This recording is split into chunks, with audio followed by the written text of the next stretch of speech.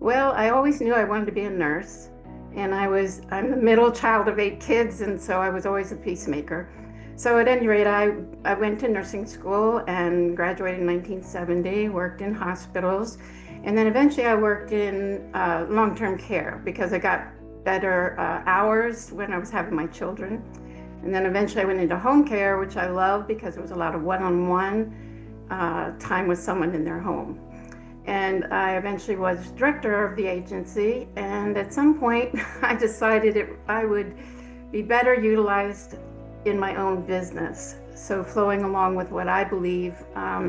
So I started it on my own, and for a year, I knew a lot of doctors and a lot of referrals people. So it worked out well for me, and I worked for a year until I got so many referrals that I couldn't handle it. So eventually, we had 8 of us on a team, and each of us, nurses or social workers, we worked with seniors wherever they are, whether they're in the hospital or nursing home or home, wherever they are, just to help them with the next step or to help them with the current problem they're going with. And I learned over time that sometimes it's very hard to get in the door, and I had to be very thoughtful about how I was going to make that happen. And I have some stories about that. And other people were welcoming and just said, give me your information and leave. I have no interest. So I had to learn. I mean, there were all these factors pushing me back, pushing all of us back. So we met once a month to say, what are the biggest issues we're coming up with that we have to think of ways we just have to think differently and say things differently to make it all work. And I'm just thrilled because for the 21 years that I worked in it as my own company, it was just amazing.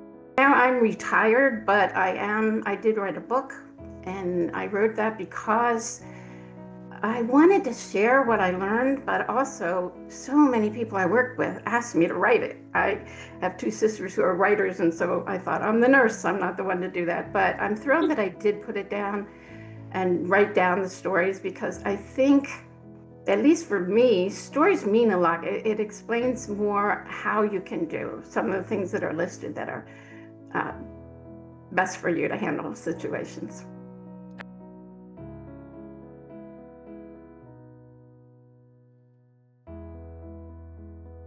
One is respect, because I think it's almost number one. And respect to me is, maybe we all have different ideas about what it is, but respect to me is really looking at the whole person and caring about them, admiring them, even if they're fighting us, to try to think more about what everything feels like from their point of view. And so when I think of things from someone else's point of view, or try to imagine it, it helps me to get closer to them and to have things be more peaceful.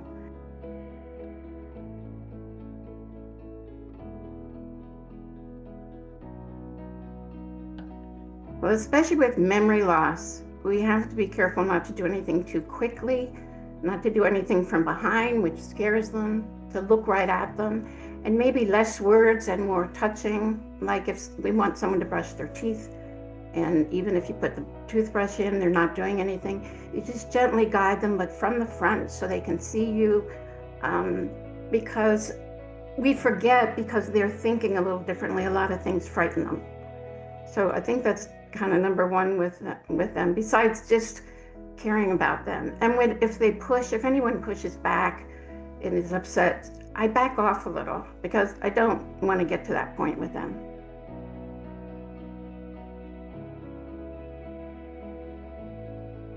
And the other thing I tell everyone is, before you go in to someone's room or a house or whatever, is to just take 1 minute to let go of all your own concerns, worries, anxieties. Let them go, read them out, and then go in and concentrate on that person and how they are today and how they feel. So, especially with memory loss, I think, well, one person did not have memory loss, but I've tried to get in the door. I knocked, and she came to the door. This woman was in her 90s, and she had a cane, and she opened it just a crack.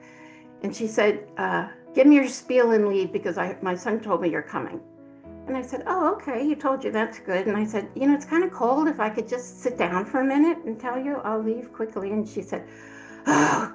So she let me in.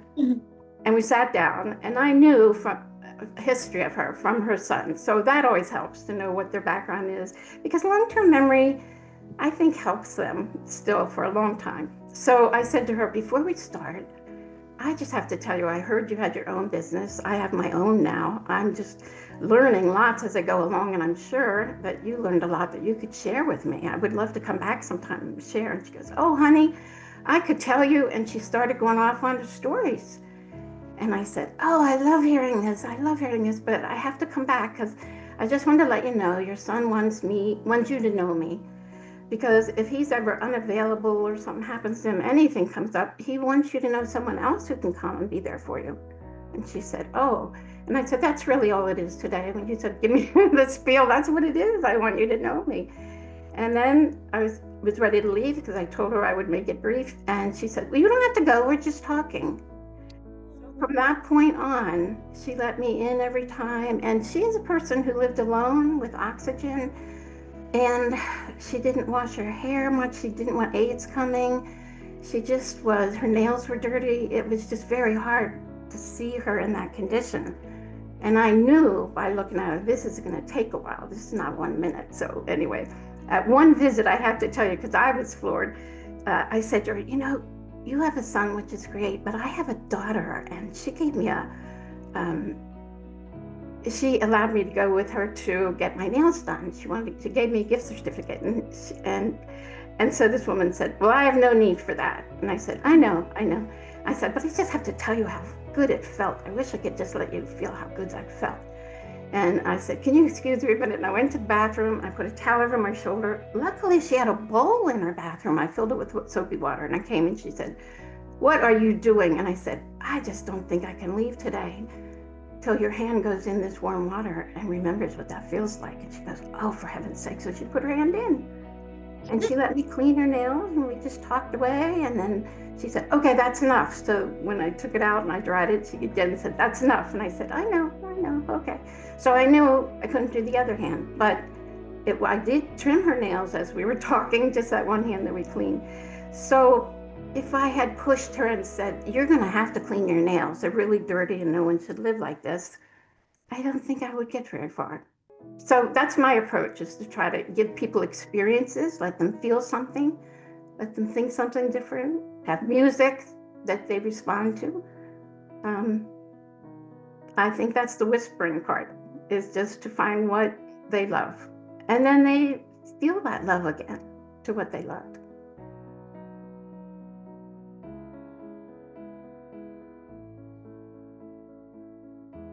I do not normally use the word why. I don't say, why did you do that? I use the word what, which is you just have a better response. So if someone says, I didn't sleep well last night, it's natural to say, why is that? But I would say, what made that happen?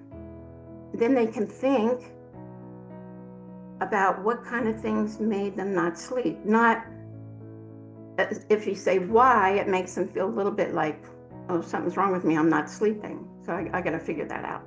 But if you say, what is it about most things, they'll start describing. I think it was the pain I had and also the mattress I have. So that's one of the things in the book, I just use the word what.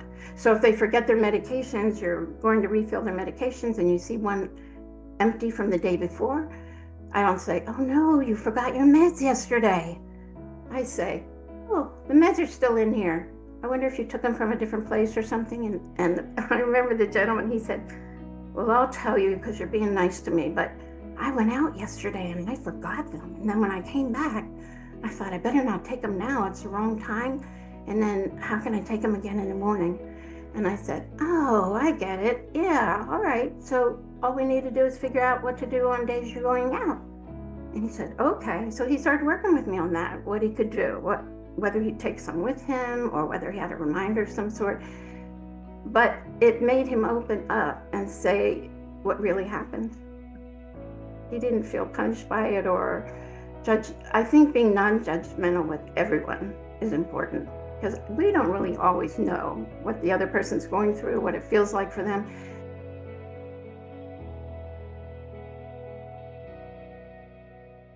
Well, first, I think we have to think about wanting peaceful relationships. Even if you didn't have it before, or if you had it in the past with your parents, but you don't have it now because they feel like you're bossing them, I think we have to think of what it's like for them. And I even say to people, what is it like for you right now? This is so different for you. And I find that out. And I think if kids ask their parents more what it feels like, what they want, and to say, I hear you and I want to give you as much of that as I can.